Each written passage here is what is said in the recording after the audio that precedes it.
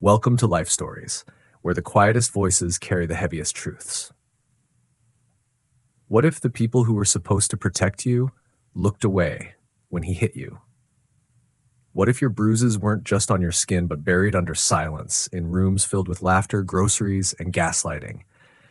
This isn't a story about revenge. It's a story about survival, about a woman who was told to keep the peace until the silence almost swallowed her whole.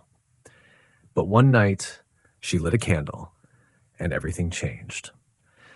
This story will pull you into the kind of heartbreak you don't read about in headlines, and by the end, you'll be asking yourself, what would I have done if it were me?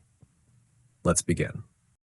It had been 23 minutes since Ava heard the last sound from the recliner, just the soft click of the beer bottle tipping over against Colton's chest.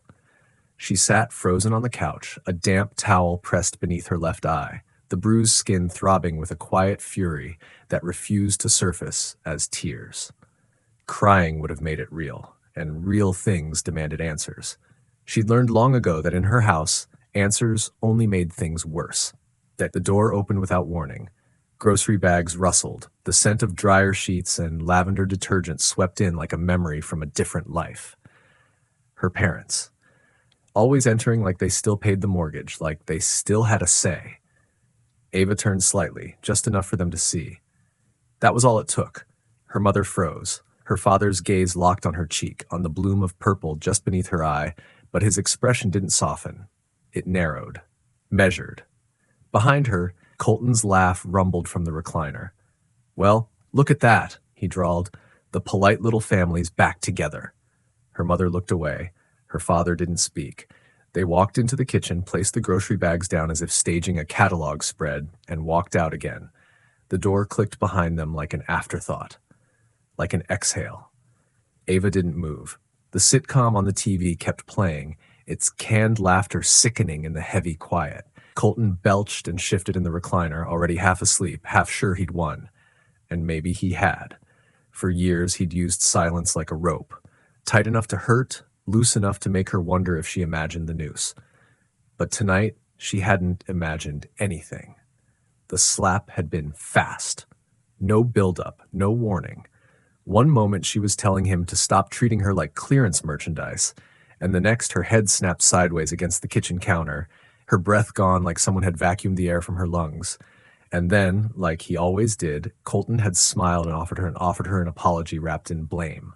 "You always push." She hadn't cried then either. Instead, she had gone to the bathroom, cleaned the blood from her lip, stared into the mirror and whispered, "You exist." Her voice didn't shake. An hour later, when the knock came, it wasn't her parents. Jordan didn't speak when Ava opened the door. She wore no makeup, just jeans and a thick sweater, her dark hair tied back. In one hand was a black duffel bag. Tucked under her arm was a plain manila folder. She stepped inside, looked at Ava, then at the Bruise. Ava gave a small nod. Jordan placed the bag and folder on the floor like a ritual offering. Still, no words. Ava moved to the kitchen and retrieved a small black envelope from a drawer. It looked ordinary, nothing more than stationery. But it wasn't. She placed it beside Colton's beer bottle on the side table. He stirred, opened one bloodshot eye, squinted. "What the hell is that?" "It's not poison," she said softly, "but it might kill something else." Colton blinked, too lazy or too drunk to care. Ava walked quietly down the hallway. Jordan followed, silent. When they reached the bedroom, she closed the door gently, like putting the past to bed. Jordan unzipped the duffel. Inside were new clothes, a toothbrush, a prepaid flip phone, and the folder. Ava opened it slowly.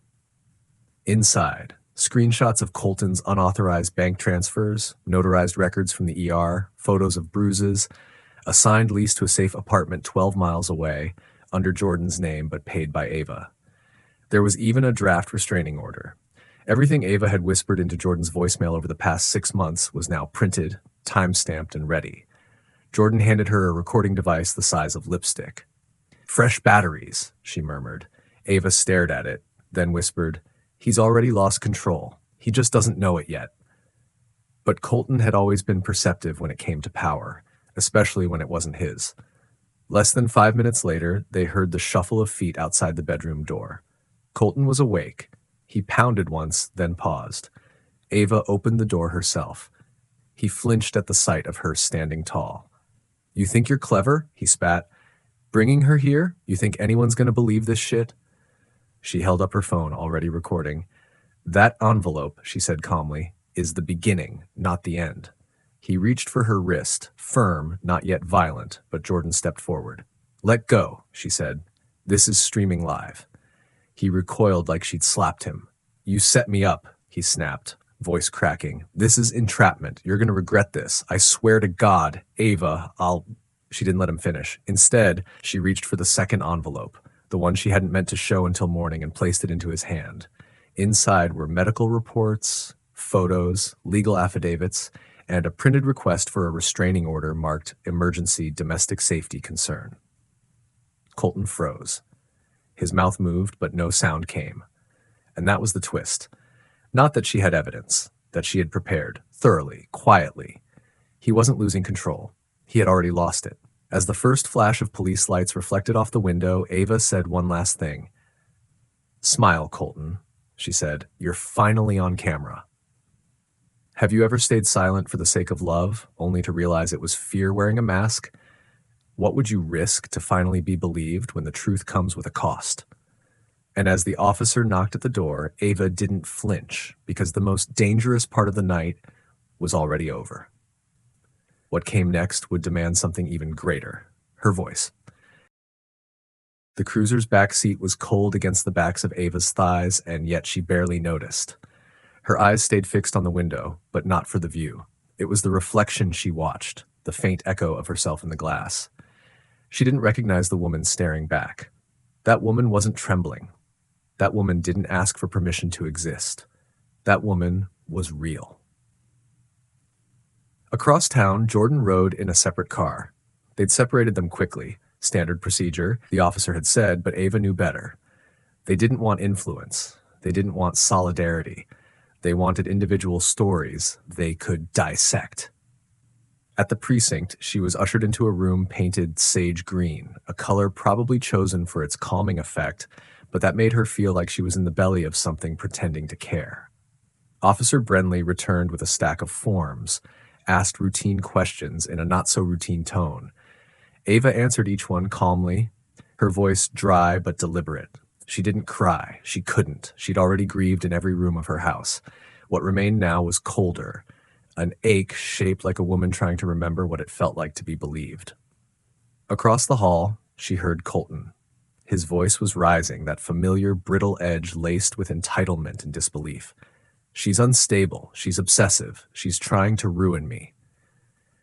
Ava almost smiled, not because it was funny, but because it was so predictable. Even cornered, he performed like a man convinced of his own innocence. Then the door to her room opened again. Not Officer Brenly this time, but a man in a gray suit with slicked back hair and the sheen of expensive indifference. Colton's lawyer. The air changed the moment he stepped in. Cooler. Calculated. And so did the questions. They weren't about bruises now. They were about why she hadn't reported sooner, why she'd stayed, why she'd documented but hadn't filed, why she had a friend in the house. Ava's fingers curled around the arm of her chair. She answered anyway. Because they were questions she'd asked herself in the dark for years, questions she'd buried under silence and meals cooked with trembling hands. She slid a paper across the table, a letter dated 6 months ago from her therapist, warning that escalation was not only possible, but likely. "I told someone," Ava said quietly. "I just didn't think anyone else would listen." Brenly didn't respond, just scribbled something into her pad and stepped out. Ava sat alone for nearly 20 minutes, the clock ticking with the kind of deliberate slowness that made you question your own breath. She reached into her bag and pulled out her journal. The one Jordan gave her months ago when the silence had begun to feel like a second skin. She flipped past the entries. The day she documented a bruise behind her ear, the night Colton called her nothing but a burden. The early morning she typed out passwords for her bank account and sent them to Jordan, just in case. She paused on the last page. It was blank. Still, she wasn't ready to write it yet. When the door opened again, it wasn't Colton. It wasn't Brenly. It was a woman she didn't recognize. calm, composed, maybe in her 40s. Ava Mercer, the woman asked, extending a card. Taryn Everett, Fulton County DA's office. Ava blinked. DA? We're reopening your case, Taryn said. The recordings, the financial documents, the therapist's affidavit, everything you've compiled, it changes things. The previous barriers no longer apply. Ava didn't speak. Not at first. She just looked at the card in her hand like it might vanish if she blinked too fast. Then, slowly, she asked, why now? Taryn didn't flinch, because now the world's watching. That night, Ava didn't go home. Not the apartment. Not the shell of a house that still smelled like fabric softener and regret. She went with Jordan to the tiny 2-bedroom rental unit they'd secured under a fake name. Beige walls, creaky floorboards, the kind of kitchen that felt like it was holding its breath. Ava stood in the middle of the room, bags untouched, and whispered, "He'll try again." "He already is," Jordan replied, holding up her phone. There, on Colton's social media, was a video. His face solemn, his voice quivering. "She's hurting. She needs help. I still love her, but this is cruel." The comment section erupted, but Ava didn't flinch. She didn't even blink. She opened her laptop and drafted a letter. Not to the police, not to a judge, to Elisa Carrington, the investigative journalist whose work she'd followed in silence. Her fingers flew over the keyboard. She didn't ask to be saved. She offered proof. Every screenshot, every audio clip, every photo. She wrote one final line. "If I disappear, this is my voice. Publish it anyway." She hit send. And only then, only in that moment of quiet defiance, did the tears come. Not because she was afraid, because for the first time, she wasn't. What would it take for you to finally believe your own story, even if no one else ever had? And when the next message came, one that chilled her more than any bruise ever had, Ava knew the storm wasn't over. It was only now beginning. The article went live at 7:02 a.m. Ava didn't need anyone to tell her. She felt it. The moment her words were no longer trapped in court transcripts or sealed folders, but out in the world, clickable, shareable, undeniable. The headline stared back from her laptop screen like a quiet verdict. The hands behind the silence, 3 women, 1 man, and the system that let him roam. Underneath, her name, her voice, her truth. She didn't share the article right away.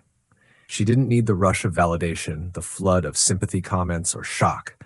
She sat in silence, a chipped coffee mug between her palms, watching as the sun cut gold lines across the floor of her new apartment. Outside, a child's laughter echoed from a distant sidewalk. Life, moving forward, unapologetically. At 9:15, an alert pinged, Colton's firm. Termination under review, confidentiality lifted, a public statement will follow. It was clinical, cold, almost too clean for what it meant. But to Ava, it felt like someone had finally flipped a switch and turned off the spotlight he'd been using to blind the truth. Another ping. A message from someone named Camille. Ava hesitated before opening it. "I read the article. I was one of his patients. Thank you for not staying quiet." That was when her knees buckled, not from fear, but from the weight of being seen. For so long, her pain had been like static, background noise no one wanted to tune into. Now, someone else had heard it and said, "Me too." By noon, her phone rang again. This time, it was from the Fulton County DA's office. "We'd like to formally schedule a statement. We're building something bigger now." Ava said yes, of course, but when she hung up, she didn't celebrate. She walked to her closet, opened it wide, and just stood there, staring. That tiny, dusty space where she once hid her bruises, where she'd whispered into a burner phone, "I'm scared, but I'm done pretending I'm not." That audio clip, shaky, barely audible, had ended up in the article, the evidence file, and now the courthouse. It had become more than just a whisper. It had become her declaration of survival. Colton didn't go quietly. That evening, he posted another video. No edits, just him, raw and shaking. "She's destroying me. She's making me into a villain. I loved her." Ava watched, unmoved. She didn't see regret. She saw performance. And underneath that, panic. He was spiraling. Not because she'd lied, but because she finally hadn't. She didn't respond. Not with words. Instead, she opened the folder labeled Closure and added the video to the archive. One more page in a story no longer his to control. The following week, Ava stood on the steps of the courthouse again. Same doors, same cold concrete, But this time, her hands didn't shake. They held a final envelope, divorce papers, restraining order renewal, and a victim impact statement she'd rewritten a dozen times. She wasn't alone. Jordan was beside her, as always. So were Dana and Alana, the two women who, like Ava, had once sat in silence until someone handed them a microphone. They said nothing. They didn't need to. Ava had once believed survival was about screaming louder, but now she knew it was about standing quietly, even when the world told you to sit down. The filing clerk didn't blink when she handed him the envelope, just stamped it, slid it into the tray, and nodded. "It's done," he said. Not really, but it was a start. That night, Ava walked home alone. It was cold. The wind carried the early signs of winter through the trees, but she didn't zip her coat. She needed to feel something, needed to remember her body belonged to her now. At home, she lit a candle in the window. It wasn't a ritual of mourning. It was something else, a soft rebellion. The kind of light you leave on in case someone like you walks past, looking for a sign that survival isn't just possible, it's real. She poured tea, sat at the kitchen table, and stared at the flickering flame for a long while. Then, almost without thinking, she opened her laptop. There was a new message from Elisa Carrington. Subject line, "You're not alone." Inside was a forwarded email from a woman in Ohio, another from Minnesota, and one more from a town Ava had never heard of in Nebraska. They all said the same thing in different ways. "Your story helped me find mine." Ava closed her eyes. Her hand rested over her chest, where the bruise used to throb. She wasn't healed. Not yet, but she was free. The knock on the door came just after midnight. She paused, heart racing once, an old instinct. But it wasn't fear this time. It was Jordan. No words, just an unlit candle in her hand. "For your window," she said, "in case someone else out there needs to know there's still light." Ava took it gently, her fingers brushing Jordan's. She turned, placed it beside the first one. Two flames now, side by side, silent, steady. In that light, Ava finally saw her reflection not as a victim, not as a cautionary tale, but as a woman who had rebuilt her voice from ash and silence. She sat back down at the table, reached for her pen, and wrote the first line of a story she hadn't dared to begin until now. "I am Ava Mercer, and I am not a secret." How did this story make you feel? What part of Ava's journey stayed with you the most? Comment 100 if this story moved you. Where are you watching from? Share this story with someone who needs to be reminded that healing is possible. Thank you for watching Life Stories.